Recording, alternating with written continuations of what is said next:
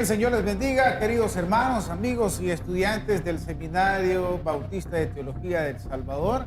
Estamos nuevamente aquí en la Semana de la Reforma y hoy con un nuevo tema. Y qué bueno que nos ha acompañado hasta el día de ahora en todos estos programas anteriores que han estado muy interesantes. Y el de ahora pues no se queda atrás. Déjeme, le doy el tema del día de este jueves. El tema es bautistas y protestantes. A lo largo de esta semana, pues ahí hemos tenido diferentes invitados y el día de ahora también tenemos invitados y todos, oiga bien, todos son catedráticos del Colegio Bautista de Teología. Déjenme los menciono y después le doy la oportunidad a cada uno de ellos de poder presentarse. Tenemos al licenciado Carlos Alvarado, como le decía, catedrático del Colegio Bautista de Teología y también es uno de los pastores del Tabernáculo de Ciudad Delgado. Y también tenemos a la licenciada Esther de Hidalgo, que también es catedrática del Colegio Bautista de Teología,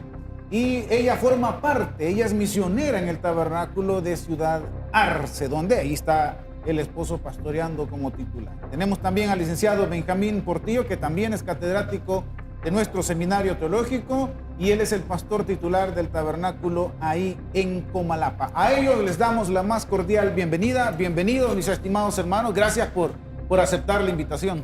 Pastor, gracias por invitarnos. Aquí estamos para poder desarrollar este precioso tema en esta linda semana que nuestro seminario lo ha declarado, ¿verdad? La Semana de la Reforma. Hermana Esther. Gracias, buenos días, que el Señor les bendiga, estimados hermanos, amados. Es para nosotros un gusto estar compartiendo con ustedes este programa a través de Radio Bautista, a través del canal 17. Así es que quédense con nosotros, vamos a tener una noche muy bonita. Pastor Benjamín. Muy buenos días, muy buenas tardes, buenas noches, donde usted nos pueda ver por medio de esta transmisión. Gracias por el privilegio que nos conceden de podernos permitir adentrar en la intimidad de sus hogares y también poder tocar este tema tan interesante en la Semana de la Reforma. Estamos acá para poder servir. Gracias. Dentro de los temas que hemos tocado, ya se despejaron muchísimas dudas. Ya hablamos de que la reforma no consiste solamente en Martín Lutero, sino que hubieron precursores y también hubieron mucha gente que habló después. Lo que sí es evidente de que se toma como fecha el 31 de octubre de 1517 y hasta ahora estamos celebrando 504 años. Ok, con el tema de bautistas y protestantes, les lanzo la primera pregunta para que nos vayamos conversando. Y la primera pregunta es, ¿quiénes son los bautistas? Muy bien, los bautistas es un término prácticamente que surgió allá en Inglaterra.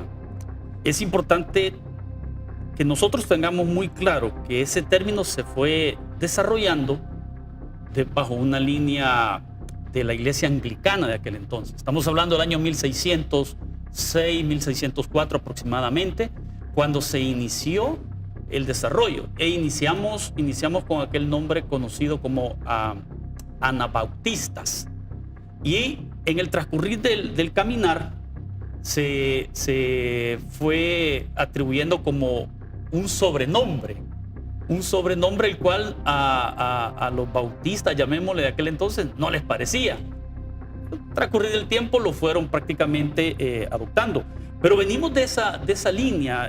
Los primeros, llámese así, ¿verdad?, personas que empezaron a desarrollar fue John Smith, allá en Ámsterdam. Él era inglés que se había trasladado a Ámsterdam porque había sido rechazado en la iglesia anglicana y desde la perspectiva de él no estaba muy de acuerdo con uno de los puntos que en la Reforma no le dieron, llámese así, solución: el bautismo de infantes. Eso condujo principalmente a él, juntamente con Elwis, a poder empezar a hacer planteamientos. Ellos empezaron a escudriñar las escrituras y se fueron a la iglesia primitiva. ¿Qué decía la iglesia primitiva? Y es ahí donde hubo, allá por 1609, Smith bautizó a 36 personas adultas. Personas las cuales ¿Ya habían sido bautizadas? ya habían sido bautizadas de en niños. infantes, exactamente, como pequeños. Pero a toda la comunidad cristiana aquel entonces no le parecía la idea, no le parecía. Lo apoyó bastante Elwes, al grado que en 1611 él publicó la primera confesión de fe de los bautistas, ya que era un tiempo en donde empezaba el tiempo confesionario. Entonces, es ahí donde nosotros como bautistas, o quienes somos los bautistas, nosotros venimos de una línea prácticamente anglicana. Y los anglicanos en aquellos entonces, o en Inglaterra, funcionaban los puritanos y los separatistas, líneas fuertes en sus creencias y totalmente alejados de lo que era el papado aquel entonces, ¿verdad? Entonces, nosotros es ahí donde nosotros surgimos, pastor. Licenciada Esther. Así es, solamente ampliando un poco lo que nos ha contado el pastor. Es bien importante que sepamos realmente de dónde viene la palabra bautista en su estructura. La palabra bautista etimológicamente viene tanto del latín baptista o también del griego baptistes, que significa hundir o sumergir. Por lo tanto, su significado viene siendo el que bautiza. Entonces, ¿por qué se les puso este nombre? Porque ellos adoptaron la forma también como una reforma, digamos, como un cambio, de que ya el bautizo también, aparte de que ellos lo tomaban para adultos nada más, no niños, sino que no solamente era por aspersión, no era por aspersión o una rociadita de agua en su cabeza, sino que tenía que sumergirse en agua completamente, ¿verdad? El sumergirse, hundirse. Entonces de ahí por eso viene la palabra bautista. La palabra bautista hace énfasis en el nuevo nacimiento y por ende en el bautizo de un adulto creyente, de un creyente que por lo tanto tiene que ser adulto, ¿verdad?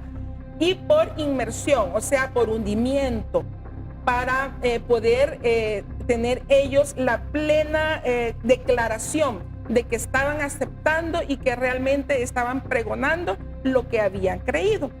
Entonces, la diferencia entre un bautismo de infantes y un bautismo de adultos era el hecho de que un niño no puede entender, no entiende esas dos palabras importantes, que son el arrepentimiento y la fe.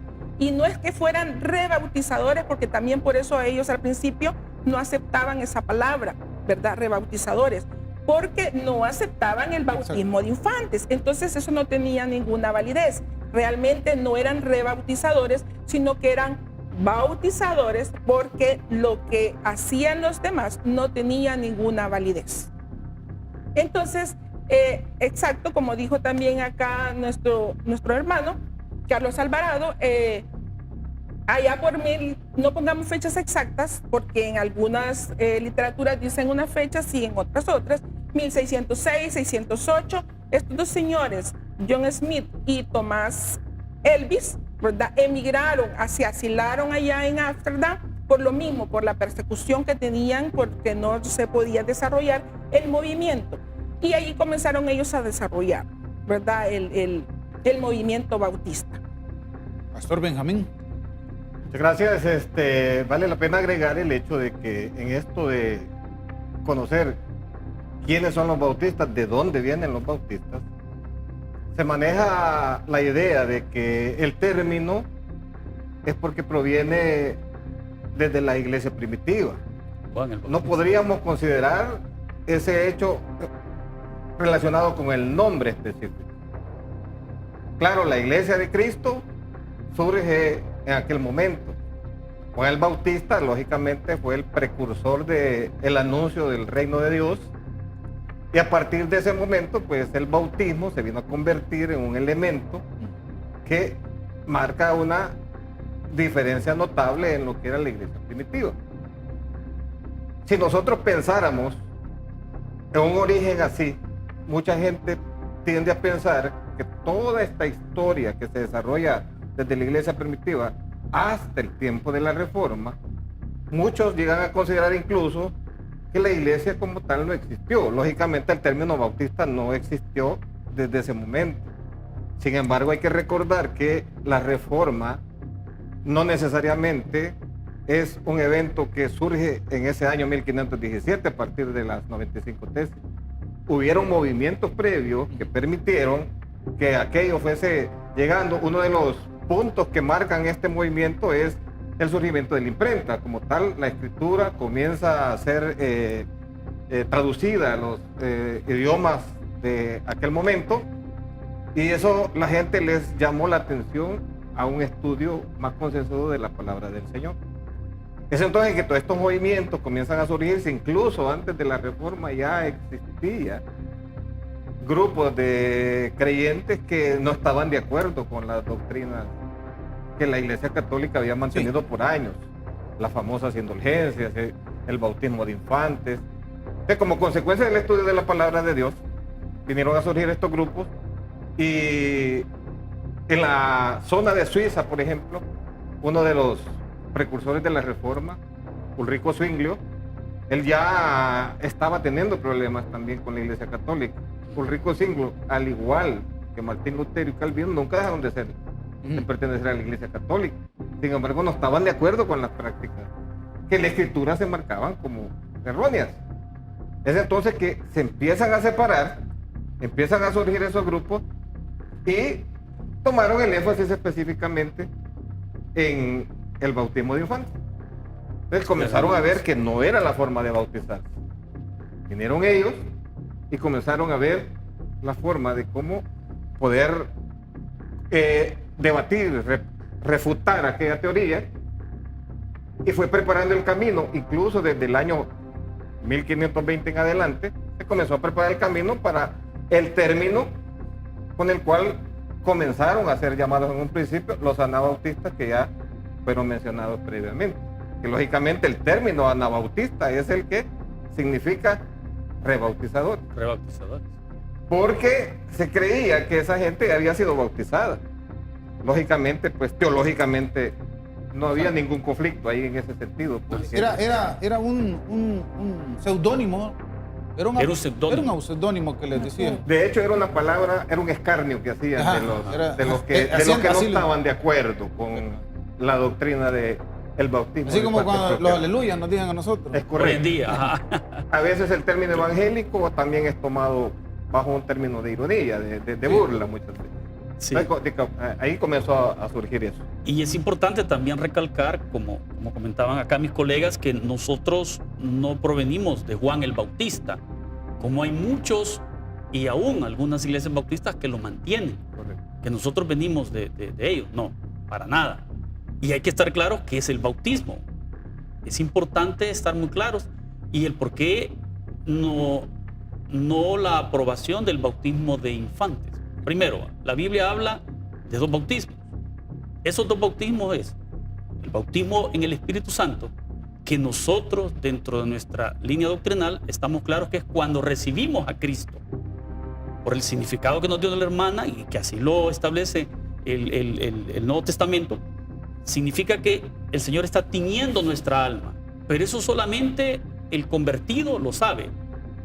Yo no sé si mi hermana es salva, solo ella y Dios lo sabe. Lo puedo notar por sus frutos.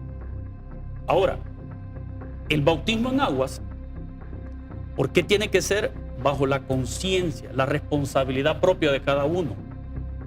Era porque cuando ella tenía la convicción de que Cristo vive en ella, que ha recibido el bautismo del Espíritu Santo, viene la declaración pública. Viene y le quiero decir al mundo, yo soy hijo de Dios. Y por eso Colosenses 2:12, sí, 2:12 nos dice, ¿verdad? Sepultados en Él, resucitados a una nueva vida en Él. Entonces, ese es en sí el significado del bautismo. Pero ese bautismo es una manifestación pública de que Cristo vive en mí, que me ha arrepentido y que he puesto mi fe, que el Espíritu Santo ha desarrollado en mí, le he puesto en Jesucristo. Esa parte que le estoy mencionando es lo que se había perdido en esos tiempos de los años 1500 en la Reforma, porque era un punto que ni Martín Lutero ni ninguno de los otros quiso prácticamente darle solución por tanto apogeo que ellos tuvieron, tanta situación social, política, las guerras que se vinieron entre las comunidades. Bueno, llegaron nuestros antepasados bautistas, anabautistas y bautistas, llegaron a ser directamente atacados, pues, tanto por los católicos como por aquellos que se hacían llamar protestantes en aquellos entonces. Entonces, fuimos nombrados de esa manera porque volvíamos a bautizar en aquellos entonces. Pero decidimos adaptarlo, tomarlo y decir, ok, así nos vamos a llamar, porque ya se volvió bien común. Es como ahora, vos sos del Taber. Y todo el mundo dice, Taber.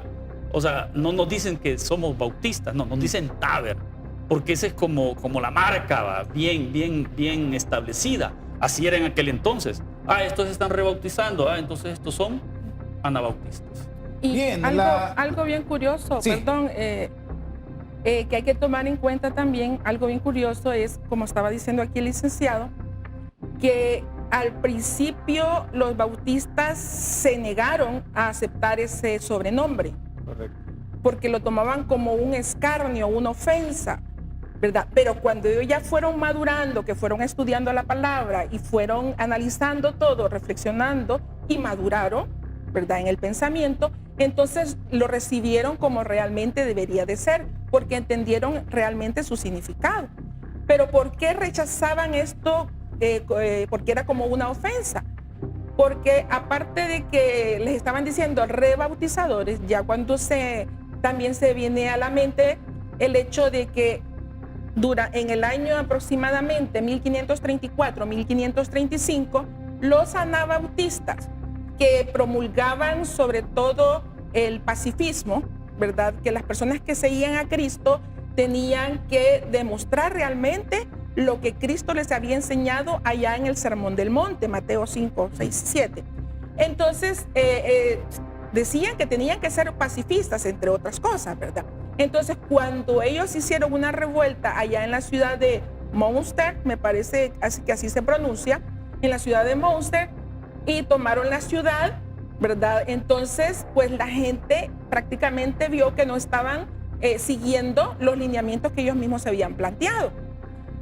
Pero lo peor del caso fue que después nuevamente los católicos entraron a la ciudad y barrieron prácticamente, voy a utilizar esa palabra, con los anabautistas, mataron a muchos y a sus líderes principales los metieron en una jaula y los colgaron de la torre más alta de la catedral o iglesia de Lambert, ¿verdad? Entonces, debido a todo eso que ya traía la historia de los anabautistas, los bautistas, cuando ya comenzaron a surgir ya en los años 1608 y en ese periodo de tiempo, no querían ser llamados así, porque recordaban al tiempo anterior, ¿verdad? Voy a hacer una pregunta, de dos preguntas, voy a formular una. Por el tiempo. ¿Los bautistas participaron? La pregunta es esa, sería, ¿los bautistas participaron en la Reforma? Y si lo hicieron, ¿por qué lo hicieron? ¿Por qué? ¿A qué entraron a la Reforma? No, los bautistas no participaron en la Reforma. No. Los bautistas, podemos decir, fueron un resultado a través del tiempo. Ellos no participaron. Se conoce dentro del ámbito de la Reforma cuatro líneas principales de la Reforma. La Reforma Radical, la Reforma Luterana, la Reforma Anglicana y la Reforma Calvinista. Estas se desarrollaron desde 1517. A todo eso se le llama Reforma Protestante. Y estas cuatro se dieron en diferentes países, Alemania, Suiza, Francia, Inglaterra, etcétera, etcétera. Entonces, nosotros somos un resultado como bautistas. Muchísimos Mucho años tiempo. después de la Reforma. Un tiempo después, siglo casi aproximadamente. 100 años después, Ajá. casi 100 años después, sí. Así es. Los bautistas no participamos de la Reforma, ¿verdad? Y como decíamos, venimos surgiendo hasta aproximadamente el 1608, 6, 5, ¿verdad? Casi un siglo después. Así es que no fuimos participantes de la Reforma, pero como ya lo dijo el licenciado Alvarado, sí somos un resultado, ¿verdad? Porque salimos prácticamente ya de la rama de la iglesia anglicana, que ya no tenía nada que ver ya con el movimiento reformista de 1517 en adelante. Pastor Benjamín, me responde esa pregunta, pero le voy a añadir otra. Correcto. Eso. Correcto. ¿Y entonces quiénes son los protestantes? Es correcto. Hay que agregar un punto interesante aquí. Cuando los bautistas no fueron Estamos parte de la claros que reforma, no sino que participaron. son resultado, hubo algo interesante que se empezó a dar en los grupos que empezaron a, por ejemplo, de esa separación de la iglesia anglicana en su momento, cuando surgen los puritanos y los separatistas. Ellos tenían una característica bien importante, y era que eran tremendos evangelizadores. Entonces eso, con lo que ya los reformadores habían preparado y lo que surgió respecto al bautismo, eso llegó a ser comunicado por medio de estas personas. Entonces podría llegarse a pensar que en la historia sí participaron en la reforma en ese sentido, pero fue, repito, por el resultado que se dio y por esa parte evangelística que hasta hoy a los bautistas los hacen resaltar en muchas partes del mundo. Ahora bien, protestantes. La verdad que el término protestante, el concepto que surgió, no surge dentro de un aspecto propiamente denominacional o religioso, sino más bien en un aspecto político. Porque Ya la veo. allá por los años 1526 se dio lo que se llamaba la dieta de Speyer. La verdad que la palabra dieta para nosotros es totalmente distinta. La palabra diet es una Día. palabra Día. en alemán que significa día. El día en la asamblea donde se trataban asuntos religiosos, y se llegó a determinar que la mayoría en aquel tiempo ya se habían expandido los que se habían separado de la Iglesia Católica. En ciertas regiones de los países había lugares donde predominaban los católicos y había lugares donde predominaban los que ellos empezaron a ver que se empezaron a separar. Entonces surgió el rey Carlos V, que era católico. Entonces él anuló ese aspecto. No puede ser, dijo, que estos ahora predominen sobre nosotros. Voy a anular eso. Entonces protestaron todos los gobernantes, protestaron todos los líderes de las comunidades, y a partir de ese momento le empezaron a llamar protestantes a ellos y a todo aquel que se empezó a separar de la Iglesia Católica. Eso ha predominado a lo largo del tiempo para llegar a ese punto donde puedes decir, en realidad no somos protestantes en ese sentido. Pero queda claro que nosotros, hablando el tabernáculo, no somos protestantes. Correcto, no Esto somos protestantes. Esto está más que claro, no somos protestantes, a pesar de que muchos Así los consideran. los consideran porque lo que usted decía, Pastor Benjamín, todo aquel que se separaba, ¿verdad? Pero Todo el no- que se separa le llaman así. No Exactamente. importa si es testigo de Jehová o sea de otra denominación, le llaman protestante. El dominio religioso, político que manejaba la Iglesia Católica en aquel entonces era fuerte. Sí. Prácticamente era un imperio religioso, podemos llamarle. Lo cual todo aquel que se separaba de una manera que lo hiciera protestando, ahí donde lo tildaban de protestante. Y ahí donde surgen esas cuatro que les mencionaba. Esas cuatro líneas, la parte radical, la parte luterana, anglicana y la parte calvinista. Entonces, a todos ellos, por el hecho de haber protestado en determinado momento de una u otra forma, a ellos se les llamó protestantes, y a todo ese conglomerado se le llamó la Reforma Protestante. Y ahí donde los anabautistas que empezaron a surgir, empezaron a tomar aquellos aspectos de la Reforma Radical. Y ahí donde ya empieza a surgir aquellos nombres como Simeon. Empieza a surgir aquellos nombres, aquellos líderes como Smith, como Thomas. Y estos grandes hombres de ese momento no les parecía ciertas cosas. Entonces empezaron a retomar aspectos buenos de cada una de los radicales, de los luteranos, de los anglicanos, los calvinistas. Y ahí donde en determinadas comunidades se les llegó a llamar la reforma anabautista.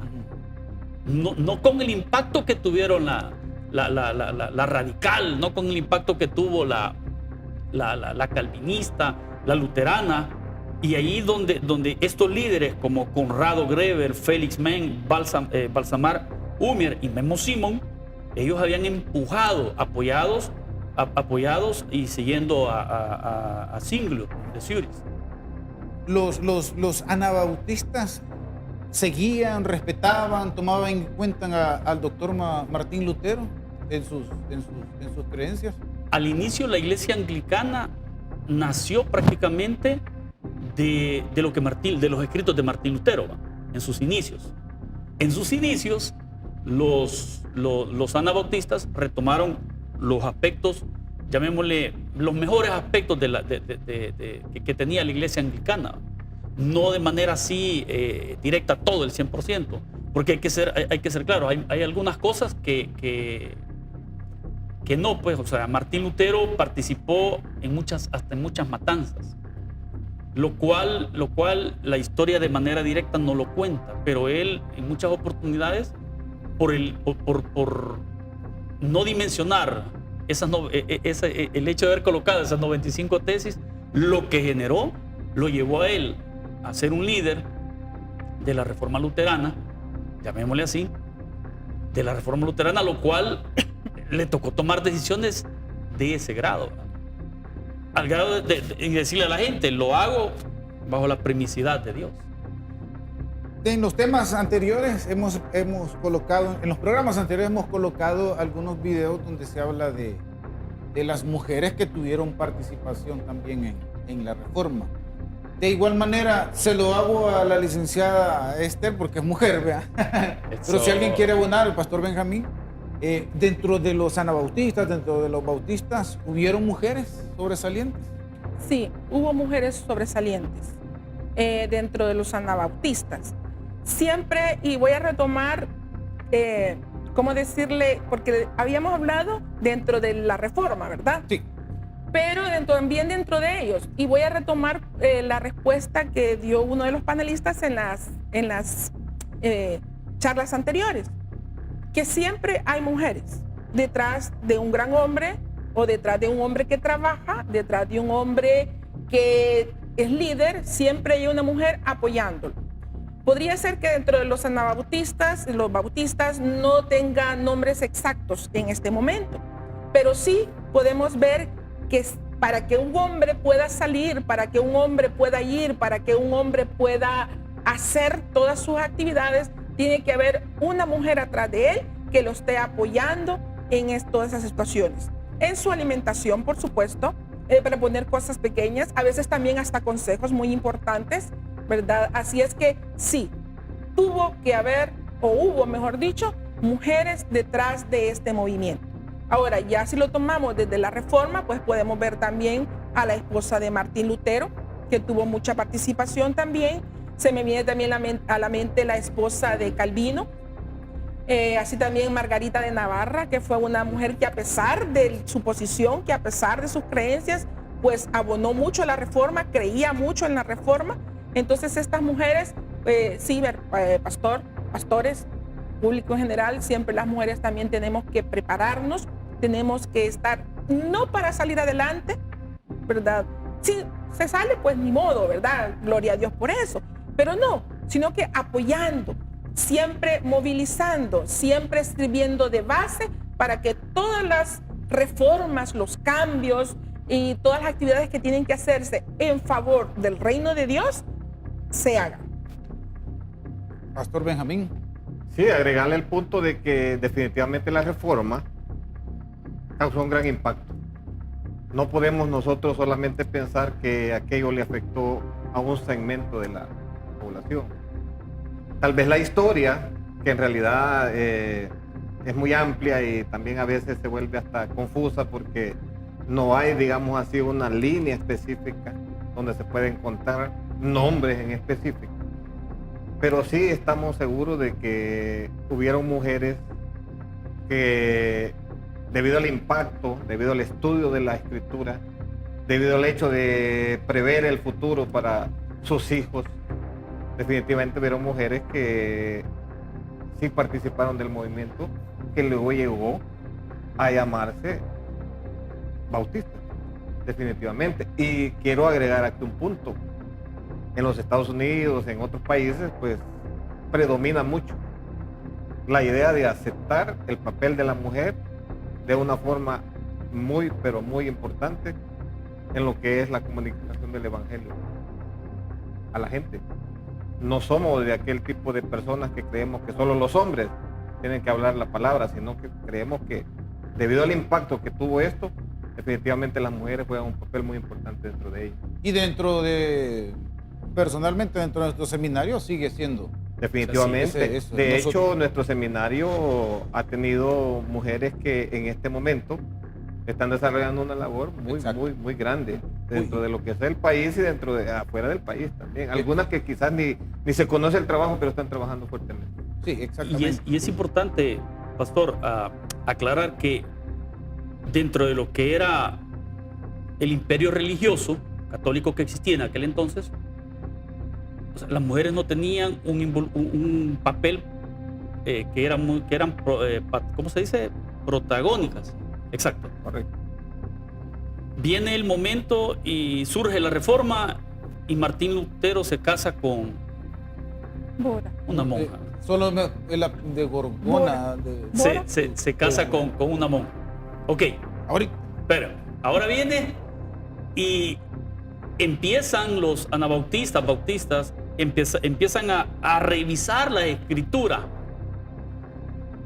y se dan cuenta de que lo que mencionan acá mis colegas, que las mujeres tenían un papel protagónico. Recuérdense que en aquel entonces la población existente, o sea, escuchaba la prédica en un idioma que no entendían, pero les exigían cumplir.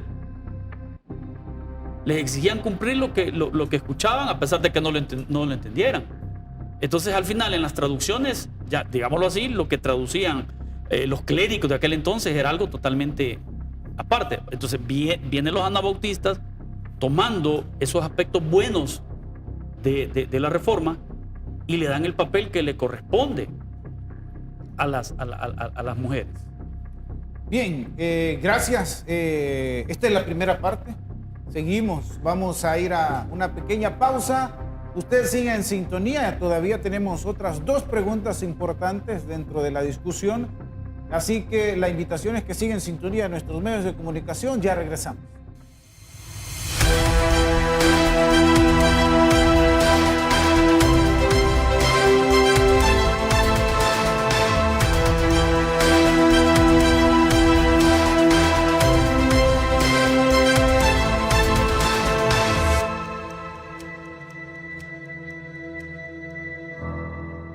Un modesto monje invitó a debatir una cuestión eclesiástica apremiante y dio lugar a un movimiento de reforma que sacudió la historia. ¿Qué era lo que denunciaba este monje?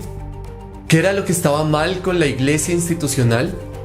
¿Por qué los postulados de la denuncia de este clérigo resultaron ser tan atractivos para tantas personas? En algún momento del 31 de octubre de 1517, en la víspera de la fiesta de Todos los Santos, Martín Lutero, de 33 años de edad, colocó o envió a alguien a colocar unas tesis en la puerta de la iglesia del castillo de Wittenberg. La puerta funcionaba como un tablón de anuncios para diversos asuntos académicos y eclesiásticos. Las tesis fueron escritas en latín e impresas en una hoja de folio por el impresor Johann Grunenberg, uno de los muchos empresarios del nuevo medio de impresión utilizado por primera vez en Alemania hacia 1450. Lutero pedía una disputa sobre el poder y la eficacia de las indulgencias por amor y celo por la verdad y el deseo de sacarla a la luz. Lo hizo como un fiel monje y sacerdote que había sido nombrado profesor de teología bíblica en la Universidad de Wittenberg, una pequeña institución prácticamente desconocida en una pequeña ciudad del Sacro Imperio Romano Germánico. Se enviaron algunas copias de las tesis a amigos y funcionarios de la iglesia, pero la disputa nunca tuvo lugar. Alberto de Brandeburgo, arzobispo de Maguncia, envió las tesis a algunos teólogos cuyo dictamen le impulsó a enviar una copia a Roma y exigir que se actuara contra Lutero. En los primeros meses de 1518, las tesis se habían reimpreso en muchas ciudades y el nombre de Lutero se había asociado a las exigencias de un cambio radical en la iglesia. El modesto monje se había convertido en noticia de primera plana. ¿Por qué? Lutero convocó un debate sobre el tema más neurálgico de su tiempo, la relación entre el dinero y la religión. Las indulgencias, del latín indulgentia permit, se habían convertido en los complejos instrumentos para conceder el perdón de los pecados. Según los romanistas, la concesión del perdón en el sacramento de la penitencia se basaba en el poder de las llaves, otorgada a los apóstoles según Mateo 16:18, y se utilizaba para disciplinar a los pecadores. A los pecadores arrepentidos se les pedía que mostraran su arrepentimiento por sus pecados, llamada contrición, que los confesaran a un sacerdote a través de la confesión y que hicieran una obra penitencial para expiarlos, llamada satisfacción. Las indulgencias se concedían por orden papal y ejecutiva y por permiso escrito en varios obispados, y tenían como objetivo relajar o conmutar el trabajo de satisfacción del pecador penitente. A finales del siglo XI era habitual conceder indulgencias a los voluntarios que participaban en las cruzadas a Tierra Santa contra los musulmanes. Todos los pecados serían perdonados a quien participara en una empresa tan peligrosa pero santa. A partir de 1300 se concedió una conmutación completa de la satisfacción o indulgencia plenaria a todos los peregrinos que visitaran los santuarios de Roma durante los años jubilares, al principio cada 100 años y finalmente cada 25. Pronto abundaron los abusos. Se expedían permisos que ofrecían la exención de toda pena temporal, incluso de la pena del purgatorio, a cambio de un pago específico determinado por la Iglesia.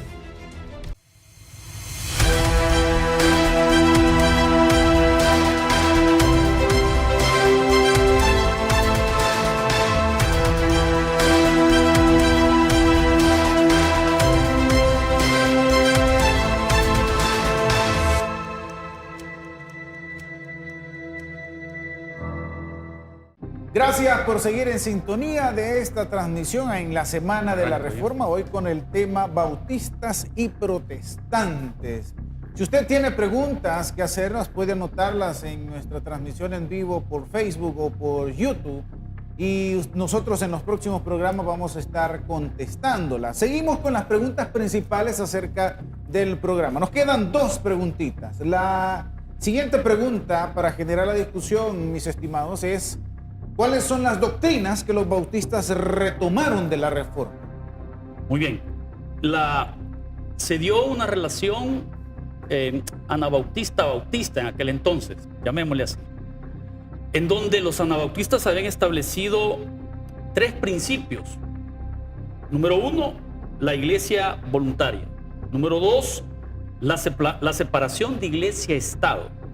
Número tres, la libertad religiosa.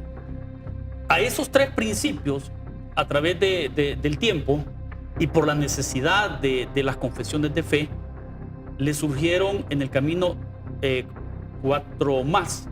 Entonces llegamos a 7 principios. En el transcurrir del tiempo se le fueron agregando, llegamos a 15 principios. No fue hasta ya 1689 en donde existió la confesión de fe bautista, esto por la parte de los bautistas particulares, y ellos colocaron 32 principios bautistas. Esos 32 principios bautistas tenía, por decirle algo, número 1, las Santas Escrituras, Dios y la Santa Trinidad. Número 2, el decreto eterno, la creación, la providencia. Ustedes lo pueden encontrar en internet y ponen Confesión Bautista en 1689. Ok, de esos 32 es que han surgido las doctrinas que el día de ahora nosotros manejamos. Ahora, la pregunta es ¿cuáles fueron las doctrinas? Los bautistas fueron a la Biblia, fueron a la iglesia primitiva, empezaron a escudriñar las escrituras y se dieron cuenta de que la iglesia primitiva predicaba a Cristo, su pasión, su muerte, su resurrección, y predicaba del Espíritu Santo, predicaba de la salvación, predicaba del Padre. desde esa perspectiva ellos empezaron a retomar todo aquello que la iglesia primitiva había prácticamente establecido, y ahí donde dentro del ámbito en sí de la reforma empezaron a ver que si esto que tenían ellos, que habían investigado, encajaba, entonces empezaron, sí, pues lo tienen los radicales, lo tienen los anglicanos, esto sí lo tienen los luteranos, esto lo tienen los calvinistas, y empezaron a unificar. Pero pasó el tiempo y de repente surgieron dos clases de bautistas: los bautistas generales y los bautistas particulares. Y se da esa división, digamos, de los bautistas, o esas dos clases, y los bautistas generales se empezaron a caracterizar por apoyar ciertos aspectos de Arminio en aquel entonces, que existió allá por 1609 en Holanda una fuerte discusión por los 5 puntos arminianos, y luego vinieron la escuela de Gomero, los gomeristas se le decía, y ellos sacaron los 5 puntos calvinistas, los colocaron. Calvino ya había muerto. Entonces, los generales respaldaron hasta cierto punto todos los aspectos que Arminio planteaba, y los particulares respaldaban los aspectos que Calvino, en el caso de la escuela holandesa, los gomeristas, habían establecido. Y ahí donde en 1689, la declaración de fe de 1689 es de los bautistas particulares, y es de donde se basa gran parte de las doctrinas hasta el día de hoy de los bautistas. Licenciada Esther. Los bautistas siempre han recurrido a la Biblia como la autoridad final en cuanto a su fe y a la práctica de ella. Y entonces todo lo que ellos estudiaron por sí mismos, los bautistas, todo que estudiaron, las que fueron a las escrituras, ¿verdad? Y estudiaron las escrituras, profundizaron en ellas y tomaron los aspectos más importantes, o mejor dicho, los aspectos fundamentales de las doctrinas que plantea la Biblia. Entonces podemos decir que estaban de acuerdo con varias de las ideas que también tenían los reformadores. Entre ellas podemos decir también la sola escritura, ¿verdad? Que ninguna decisión bautista es tomada lejos de las escrituras, o que no esté basada en las escrituras. Entonces podríamos decir también de que no es que los bautistas tomaron de la reforma estas doctrinas, sino que ellos están convencidos a través del estudio de que las doctrinas que tenemos ahora, 10 doctrinas, ¿verdad?, están basadas completamente en la Biblia, que concuerdan con algunas de las doctrinas de la reforma. Pastor Benjamín. Sí, hay que aclarar un punto importante aquí, y es el hecho que las doctrinas son bíblicas. Las doctrinas son bíblicas. Se le llaman doctrinas bautistas, a veces hay confusión en esa parte, porque en realidad son principios que surgieron a partir de las confesiones de fe. Así es. La reforma misma ha creado un movimiento para enfatizar aspectos más relevantes uno tras otro, pero no significa que aquel aspecto que es relevante deje al otro como una doctrina olvidada o malentendida, porque acusan mucho a la iglesia en el tiempo de que no ha sostenido la doctrina bíblica durante mucho tiempo, pero es por el problema de que hay personas incluso que dicen llamarse bautistas, pero en su práctica no lo son, porque no sigue lo que los principios establecidos de las confesiones de fe se remarcaron, pero casi todos ellos, por no decir todos ellos, estaban enmarcados en las Sagradas Escrituras. Entonces, cuando nosotros hablamos doctrina bautista, todas son extraídas de la Sagrada Escritura. De la Santa Escritura. Hay partes en las cuales la Iglesia Bautista le ha tocado defender ciertas doctrinas que han sido apabulladas, como por ejemplo declarar que Jesús no es Dios, cuando la Biblia lo establece claramente. Entonces, a los bautistas se les reconoce como los mayores apologetas en la historia. A partir de los seminarios que empezaron a surgir, producto de la necesidad que hubo en Europa de remarcar estas doctrinas firmemente y dejarlas plasmadas en la mente y en el corazón de las personas que estaban escuchando el mensaje del Evangelio de nuestro Señor Jesucristo. Entonces, si hablamos nosotros de doctrinas tomadas de la Reforma, lo que hicieron nada más es enfatizarlas, ponerlas en la bandeja, como dicen algunos, de plata, y poder decir: esto es lo que creemos, en esto nos fundamentamos y bajo esta premisa, doctrina, nosotros vivimos. Definitivamente que, como les digo, si algo nos caracteriza en nuestro seminario es eso precisamente. Es eso. No está ya escrito. Yo recuerdo las clases de, bueno, en este caso el pastor Benjamín Portillo fue mi maestro en el seminario, y otro maestro nos dice: si no está ahí, no lo afirme. Correcto. Si está en la escritura, la misma Biblia se contesta. Es algo que caracteriza a nuestro seminario, a la iglesia en general. Nosotros lo que predicamos no es nuestra experiencia, no es la experiencia del otro, es lo que ahí está plasmado. Ahora, Entonces, sí, es bien importante porque exactamente lo de las 5 solas son cosas bíblicas, es correcto. y fue lo que ocupó la... Y hablando sobre el tema de las 5 solas, o sea, esas eran frases que venían sonando desde los tiempos de Y no de todas la surgieron frontera. en En el mismo en el momento. mismo momento. En el mismo momento. No fue hasta el siglo XX que ya se establecieron las 5 solas. Ahora, ¿quiénes lo hicieron? ¿Quiénes lo establecieron en sí? Los bautistas.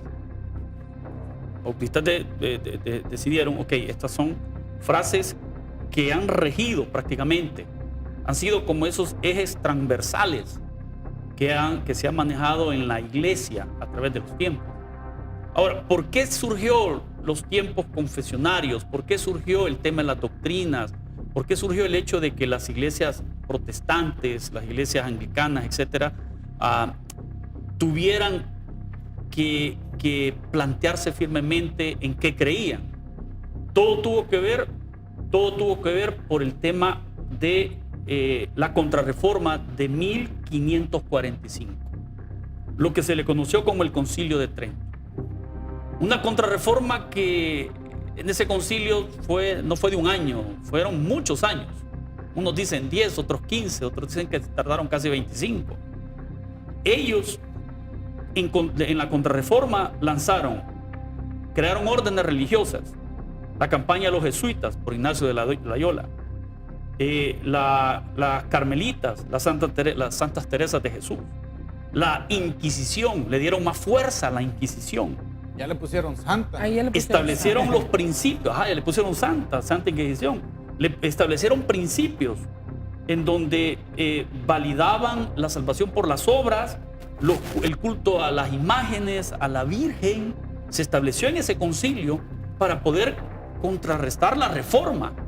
Y por eso nuestras declaraciones de fe. Y los bautistas fueron en ese entonces a la iglesia primitiva, fueron a la Biblia a escudriñarla para poder también hacer esas declaraciones de fe que a la gente le iluminara la mente, porque estos aspectos fueron duros. Pues, los jesuitas, por ejemplo, hay un libro muy interesante que se llama La parte oscura de los jesuitas, ¿verdad? Cómo ellos han ido a transcurrir del tiempo haciendo la labor del Papa Negro, liderados por él, y iban haciendo unas cosas donde iban matando. Ahí es donde surgen las guerras religiosas.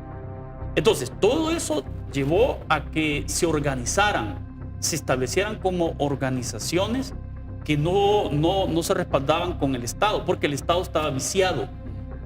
Y eso lo establecía fuertemente esta Contrarreforma, el hecho de las primicias del Papa, de llamarlo a él santo, de tenerlo a él como el vicario de Cristo, el vicario de Dios, ¿va?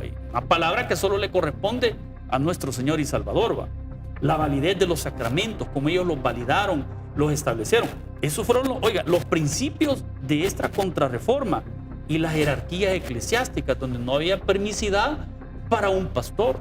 Entonces, en base a esta reforma que inició en 1545, esta Contrarreforma, perdón, el Concilio de Trento, empezaron a surgir lo que ahora nosotros tenemos como las doctrinas de la Reforma, que muchas de ellas las retomamos y las empezamos a establecer en nuestras confesiones de fe.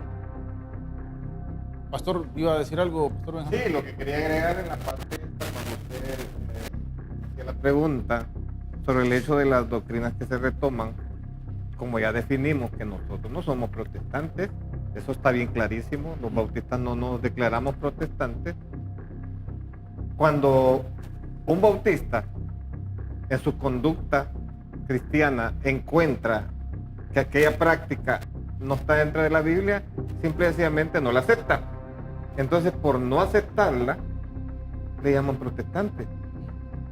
Si a mí alguien me dice que Jesús no es Dios y yo le compruebo con la Biblia que sí es Dios y me llama protestante, que me llame.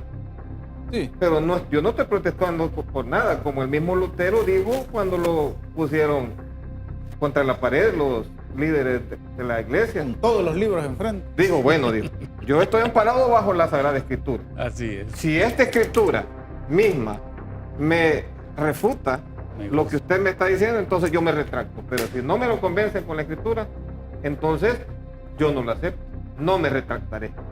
Y por eso es que le llamaron luego protestante. Exacto. La contrarreforma no es bíblica No. por ningún lado. Solo fue algo que contrarrestó una la reforma. necesidad inmediata que surge. Una necesidad exactamente inmediata para poder contrarrestar. Y que eran, debo entenderlo así, o me corrigen, eran órdenes que las iglesias católicas tenían que acatar. Correcto. Exacto. Que llevaron a las guerras religiosas. Las cruzadas mismas habían preparado el terreno para ese tipo de contrarreforma. Ya había eventos previos cuando la Iglesia Católica decía querer defender los lugares santos, y la verdad que lo que hicieron fue simplemente tratar de eliminar a los que ellos consideraban sus enemigos, porque no pensaban igual. Cuestiones políticas, cuestiones económicas, cuestiones sociales. ¿Cuándo surge la contrarreforma? 1545, en el Concilio de Trento. Y de ahí para allá empezaron desde la parte interna, se metieron en estas comunidades protestantes, llamémosle, se empezaron a meter y empezaron a destruir, a quererlas destruir desde el interior. El detalle es que entre más querían destruirlas, más crecían. Entonces les empezó a suceder lo que pasó en los inicios de la iglesia primitiva. Exactamente. Que entre más los querían destruir, más crecían. Y así pasaron en la iglesia primitiva casi 300, 400 años. Así sucedió con la contrarreforma. Los jesuitas de aquel entonces, ellos empezaron a enviar, voy a ocupar esa palabra, como sicarios. Y era el hecho de que un sicario iba a ir escarbando, viendo cómo empezaba a minar y a destruir internamente esas comunidades que se habían establecido en toda Europa. Bien, la última pregunta ya está contestada. La última pregunta, la pregunta que tenemos es, ¿somos protestantes los bautistas? Pues ya fue contestada, pero ¿algún argumento para finalizar este segundo segmento? Nosotros como bautistas no somos protestantes. Nosotros somos un resultado de esas líneas que surgieron en diferentes países de lo que es la reforma protestante. Y como protestantes directamente se le llamó, como nos compartía el pastor, en la dieta de Spira, allá entre 1526 y 1529. Pero nosotros empezamos a surgir casi 100 años más adelante, promedio. ¿Y qué hicimos? Retomar lo bueno de todas estas líneas de la reforma protestante. Pero sí, nosotros como bautistas nunca nos hemos considerado a través de la historia como protestantes. Licenciada. Así es, definitivamente los bautistas no somos protestantes. En primer lugar, porque nunca el movimiento bautista surgió del movimiento de la Reforma. Surgieron, ya lo habíamos dicho anteriormente, sí, casi un siglo después. Y propiamente, recalcando nada más en eso, estrictamente la palabra protestante se originó en 1529, cuando el emperador o rey Carlos V anuló el primer edicto o la primera dieta de Espira de 1526, en el cual había cedido en ciertos puntos, como por ejemplo en la territorialidad, algo así se dice. ¿Qué es esto? Quería decir de que la región, una región dada, un pueblo, una ciudad dada, en el cual la mayoría fuera católica o su gobernante fuera católico, entonces esa ciudad iba a ser católica. En otra región donde la mayoría del pueblo o su gobernante fuese luterano, digamos, pues esa ciudad iba a ser luterana. Entonces, eso se había dado en la dieta de Espira de 1526. Luego, este señor Carlos V, que no le convenía definitivamente esa situación, en 1529 anuló esa dieta. Entonces, no solamente iba a rebatir eso que se había planteado, sino que también la sentencia contra Martín Lutero iba a seguir, iba a tener que efectuarse. ¿Cuál era? Él había sido declarado un hereje allá desde el edicto de Worms, antes de la dieta de Espira, antes de 1526. Entonces, él tenía que cumplirse la sentencia de Lutero. Quiere decir que con ese edicto no solamente se estaba retractando en cuanto a la territorialidad, sino que también tenían que seguir adelante con que Lutero tenía que ser muerto, ¿verdad? Porque había sido declarado hereje. Así es que propiamente en ese 1529, cuando hace esto este rey Carlos V, fue cuando vinieron los príncipes, ¿verdad?, de los gobernantes de las diferentes ciudades y protestaron contra esto, ¿verdad? Y también redactaron pues un escrito. Ahí fue donde a todas estas personas se les llamó protestantes. Y luego, como ya nos había mencionado aquí el pastor Benjamín, que también a todo aquel que se separaba de la Iglesia Católica, ya sea para una corriente luterana, calvinista, anglicana, etcétera, a todos ellos se les llamaba protestantes. Bien, muchísimas gracias por el tiempo. Vamos a ir a otra pausa para después entrar al segmento de las preguntas que nos han hecho dentro de nuestros medios de comunicación. Yo le pido que no se despegue. Está muy interesante. Está claro que nosotros, los bautistas, el tabernáculo, nuestro seminario, no es protestante. Siga en sintonía de nuestros medios de comunicación. Ya regresamos.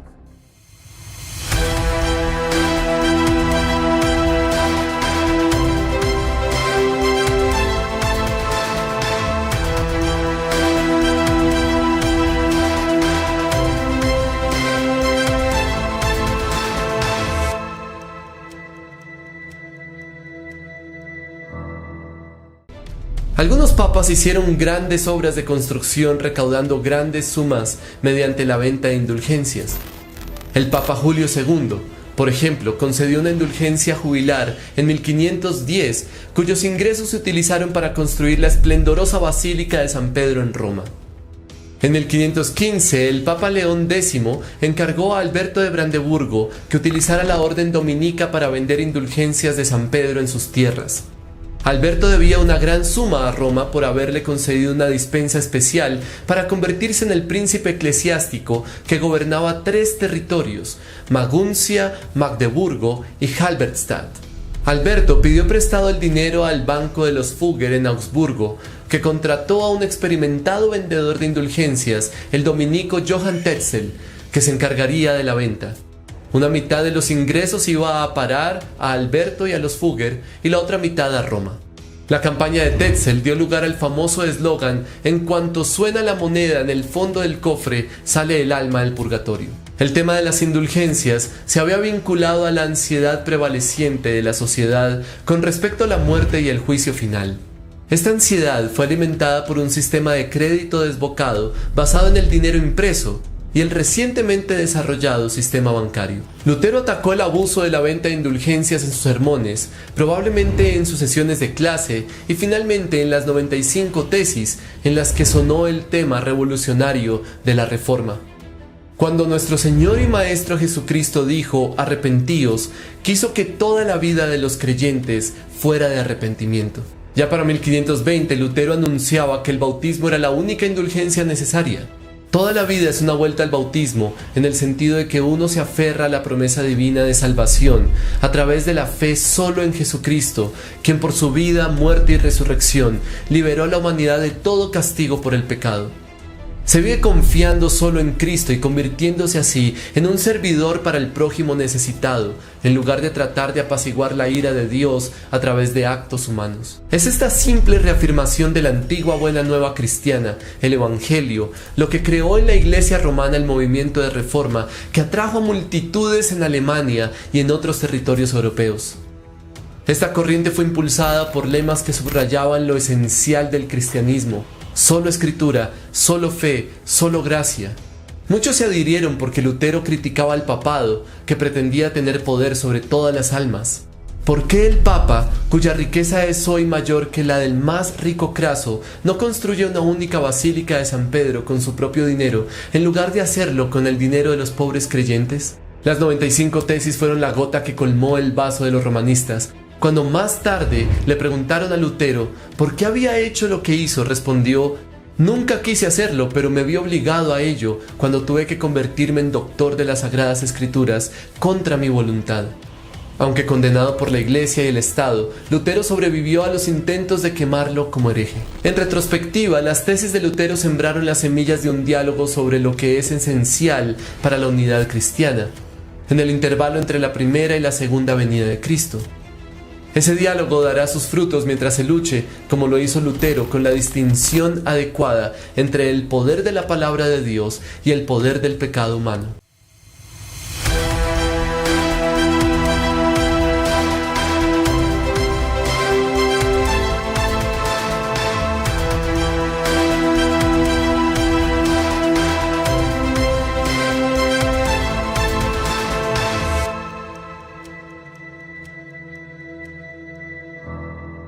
Nuevamente sean bienvenidos, gracias por la continuidad que usted le está dando a esta serie de programas. Bien, ahora vamos a ir a un segmento de preguntas que, como le digo, son preguntas que ustedes nos han hecho por nuestros medios de comunicación. Si usted tiene preguntas sobre el tema que acabamos de ver, usted escríbalas en esta transmisión, que en los posteriores programas pues las vamos a estar contestando. Pastor Benjamín Portillo, ¿por qué hay varias historias del origen de los bautistas? Como que no se ponen de acuerdo, diría yo. Correcto, es correcto. Primero que nada, pues porque en realidad es bien escasa la documentación que hay en relación con la historia de los bautistas propiamente. Los enemigos de aquella época, cuando surge la denominación, trataron de esconder por muchos medios lo que tenía que ver en referencia a los bautistas. Los bautistas mismos, como ya los colegas han mencionado anteriormente, pues no querían ser llamados así, incluso fueron perseguidos, ellos tuvieron que esconderse. Entonces eso se prestó a que hubieran muchas conjeturas acerca de la verdadera historia de cada uno de ellos. A veces incluso hay historias que los enemigos crearon para denigrar a los mismos bautistas, y eso permite que haya diferentes historias, como por ejemplo que la iglesia bautista surge desde Juan el Bautista. Hay personas que le preguntan: ¿y usted por qué se llama Bautista? Ah, porque Juan era el Bautista, cosa que los enemigos, para denigrar, para manchar lo que los bautistas estaban haciendo, hacían. Entonces, producto de esto es que surgieron diferentes, y por eso no se ponen de acuerdo cuál es el verdadero origen de la denominación bautista. Prácticamente el detalle radica que ¿por qué tanta historia? Es la pregunta. Tanta historia escrita y como que no nos ponemos de acuerdo. Correcto. Recuerden que fueron diferentes comunidades en un momento extremo que se estaba viviendo de una contrarreforma que los estaba matando. Entonces empezaron a surgir todas estas comunidades, principalmente Inglaterra, Holanda, y se empezaron a extender. Y en esa extensión llega el punto hasta que llegaron aquí al continente americano. Entonces, hay que ver la línea del tiempo y en base a la línea del tiempo ubicar la historia. Porque la historia, en el caso de lo que estamos hablando ahorita acá, es precisamente en Europa. Pero los bautistas tenían una de las características las cuales no tenían las otras, llámese así, líneas surgidas. Era el hecho de que se volvieron ganadores de alma e evangelizadores. Entonces, y como también era el hábito de ir a la palabra, de escudriñar, y si la Biblia lo dice y era lo que se compartía, se vivía. Entonces cada una de las regiones, en España, en África y así en todo el continente europeo, empezaron a escribirse las historias. Entonces recopilar todas esas historias es bien complejo. Ya no digamos acá en América, lo que sucedió en los años 1700 en Estados Unidos, pues la división del norte, el sur, etcétera, etcétera. Aquí en Centroamérica, los que vinieron a evangelizar en el año 1870, 1900 promedio, estamos hablando que fueron bautistas del sur y establecieron por uno de sus principios, que hasta ahorita lo mantenemos, y nosotros como Taber lo vivimos, establecieron la misión centroamericana. Pero la misión centroamericana tiene sus raíces en los bautistas. Entonces, cada una va surgiendo. Importante es, considero, en mi opinión, para quien nos hizo esa pregunta, es el hecho de ver la línea del tiempo en base a la historia que se van dando en esa línea. Sí, y también podemos tomar ejemplo que así como en los evangelios podemos ver los diferentes planteamientos que cada uno de los escritores de ellos han hecho sobre la misma historia, ¿verdad? No que sea diferente, pero el planteamiento es distinto. También, como recapitulando lo que dijo el licenciado Alvarado, el hecho de que, por ejemplo, se dice de que los primeros bautistas surgieron en Inglaterra, ¿verdad? Que ahí comenzaron a bautizar. También se dice que allá en Suiza, con estos que emigraron. Entonces, no es que cuál de las dos cosas sea, o de los dos eventos sea realmente el verdadero. No, se dieron en distintos momentos, pero cada escritor, digamos, hizo su narración dependiendo en el contexto en el que estaba, ¿verdad? En el contexto que vivió. Entonces, no es que esto sea verdad y esto sea mentira, ¿verdad? Sino que simple y sencillamente sí los sucesos se dieron en distintos momentos o quizás hasta simultáneamente, ¿verdad? Pero esta persona escribió sobre este suceso allá en Inglaterra y otra persona escribió sobre este suceso allá en Suiza. Entonces, recapitulando también lo que dice el licenciado Alvarado, es que tenemos que tomar en cuenta las líneas de tiempo, ¿verdad? Y podría ser también que en forma simultánea, se hayan dado muchos de estos sucesos. Entonces, y eso aunado también al hecho de que los mismos bautistas no tenían mucho tiempo para escribir su historia por el hecho de que estaban ocupados escondiéndose, huyendo y trabajando, porque ese es el lema bautista, ¿verdad? Desde hace muchos años, trabajar, evangelizar, las misiones, etc. Entonces no se dieron mucho tiempo para escribir ellos mismos sobre todo lo que ellos estaban haciendo. Bien, tengo otra pregunta por aquí. ¿Los bautistas son reformados o los bautistas pueden convertirse en reformados? Licenciado. La verdad que surge un debate aquí en este punto.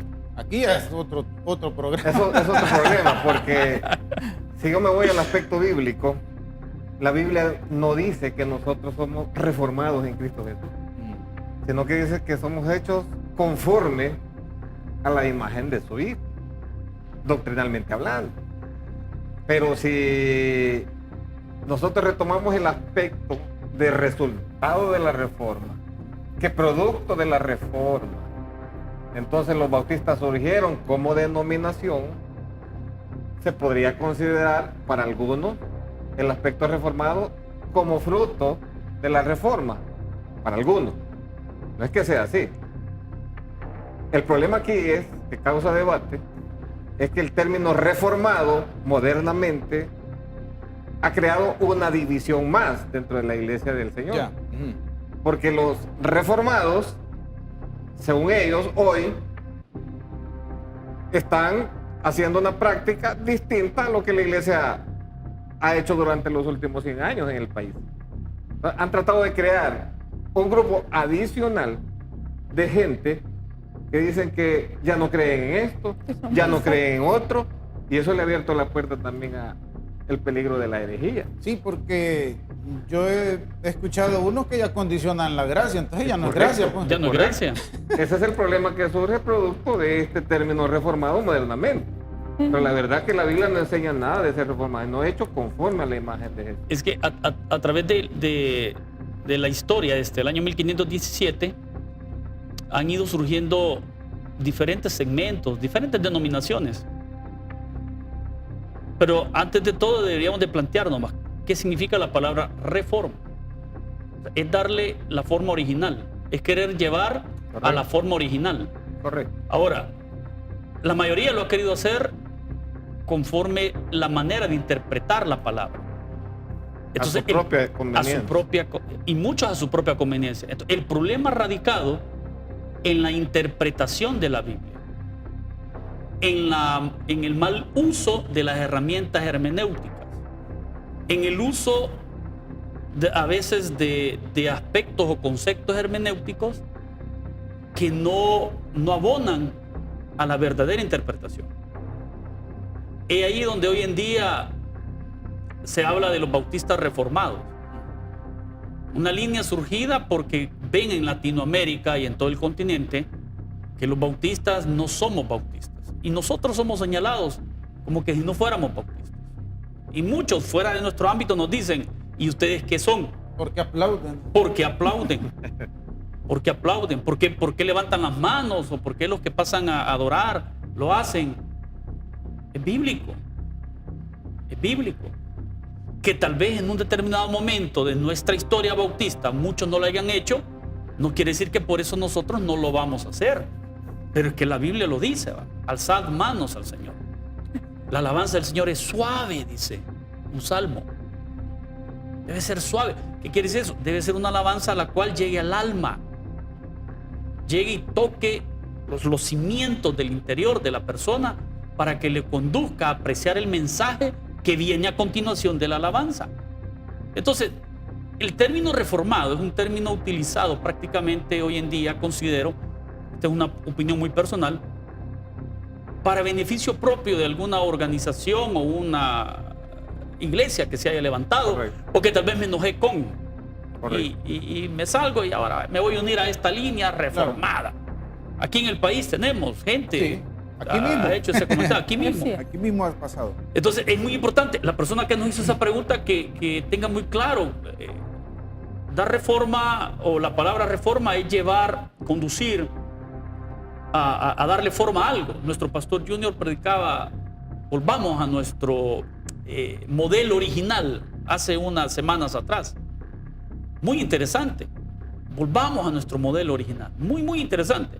Allá el libro de los Hechos nos dice, cuando estaba Esteban, que Dios le dijo a Moisés, hazlo conforme el modelo que ves. Esas dos frases nos deben de llevar a nosotros a estar claros de que nosotros no nos podemos salir del lineamiento bíblico. No nos podemos salir. Y eso nos manda a aplicar correctamente las reglas de interpretación bíblica. Bien, una pregunta solo, ¿sí o no, licenciada? ¿Los bautistas fueron perseguidos? Sí, claro que sí, fueron perseguidos. Y Bien. de ahí todo lo que hemos hablado, que no Claro. han podido escribir sobre ellos mismos. Pastor Benjamín Portillo, solo deme el nombre, por el tiempo estoy haciendo de esta manera. ¿Existe alguien que podemos llamar el fundador de los bautistas? ¿Podemos mencionar un nombre? No hay un Uno en fundador. específico. No hay un fundador. Solo hay precursores de un movimiento, pero no hay ningún fundador. Exactamente. Bien. Ahora sí se pusieron de acuerdo esos precursores. Juan Smith Thomas Elvis. Simo, otro. Pero Ay. prácticamente ellos se pusieron de acuerdo, pero determinar que hubo uno, el que trajo Como fundador de los bautistas. como fundador de los bautistas. No, ¿no? De hecho, hasta la fecha no se Esta acepta. pregunta, esta pregunta que voy a hacer no es del tema, pero nos la hicieron por medio de nuestra transmisión en vivo el día martes.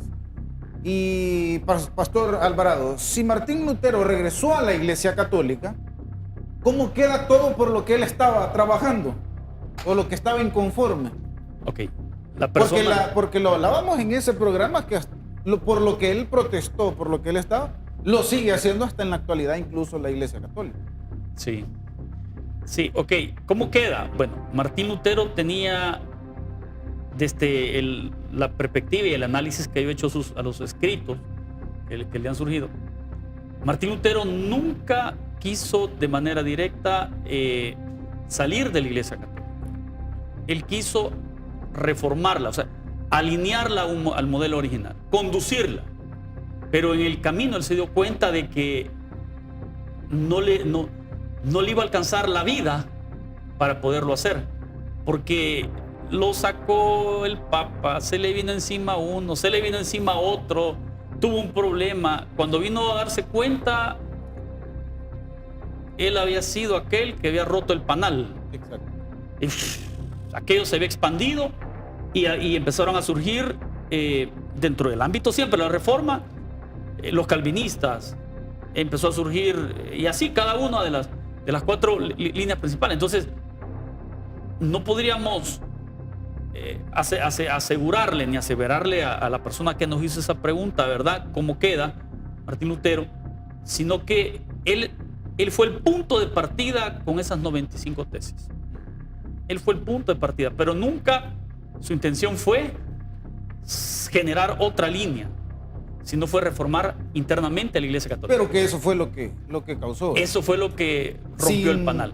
¿Puedo decir, sin reforma no hubieran habido bautistas? ¿Sí o no? Yo sé que Dios hubiese ocupado otros medios, correcto. pero sin esa reforma, sin ese punto de partida de Martín Lutero, Posiblemente no. Considerando la historia y cómo Dios se ha movido a través de los tiempos, posiblemente no. Sin reforma tal vez hubiésemos surgido 100, 200, 300 años más adelante, sí. Porque Dios hubiese ocupado a otras personas. Es correcto. Exacto. Bueno, yo les agradezco muchísimo por su participación a cada uno de ustedes, Pastor Alvarado, licenciada Esther, Pastor Portillo, por habernos abonado a este conocimiento, y esperamos que a usted, mi querido televidente, haya sido de mucho beneficio y que le haya quedado claro que nosotros, los bautistas, en el Taber, en nuestro seminario, definitivamente no somos protestantes. Yo le invito, mire, a partir del 1 de diciembre, si usted quiere conocer más de Dios, usted quiere tener las herramientas para interpretar correctamente la Biblia, las inscripciones van a iniciar el 1 de diciembre en nuestro seminario. Usted puede acercarse y puede estudiar con cada uno de nosotros. Nuevamente, muchísimas gracias a cada uno de ustedes. Gracias. ¿Verdad? Esperamos que estos programas no sean los últimos. Si usted sigue en sintonía de nuestros medios de comunicación, y el día de mañana nos vemos en otro programa. Que el Señor les bendiga.